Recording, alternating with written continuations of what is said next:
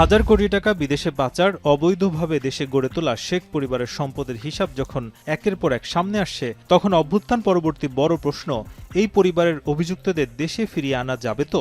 এমন চ্যালেঞ্জ নিয়ে সরকারের বিভিন্ন আইন প্রয়োগকারী সংস্থার সঙ্গে কাজ করছে দুর্নীতির বিরুদ্ধে কাজ করা সংস্থা দুদকও।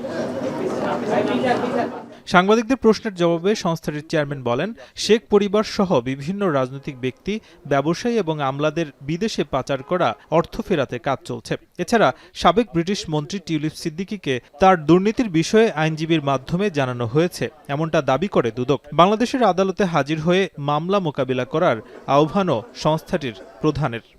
বান্ডেল থাকলে প্রতি সেনমানিতে টাকা বাঁচবে।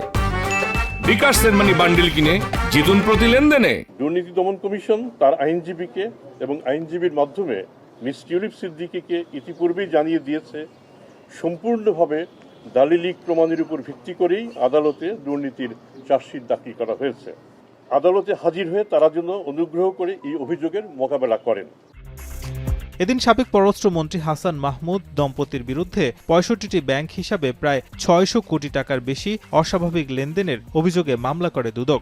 মোহাম্মদ হাসান মাহমুদের বিরুদ্ধে 2টি মামলা উত্থাপিত হবে। তার স্ত্রী নুরান ফাতেমা এবং সেই সাথে তিনিও অভিযুক্ত। এখানে দেখা যাচ্ছে 56টি অ্যাকাউন্টে ৬৮৩ কোটি টাকার অস্বাভাবিক লেনদেন পরিলক্ষিত হয়েছে। দুদকের ব্র্যান্ড অ্যাম্বাসেডর আর্নি সাকিব আল হাসান, তার বিরুদ্ধেও দুদকের অনুসন্ধান চলমান বলে জানায় সংস্থাটি। নাজবুস সাকিব, এখন, ঢাকা।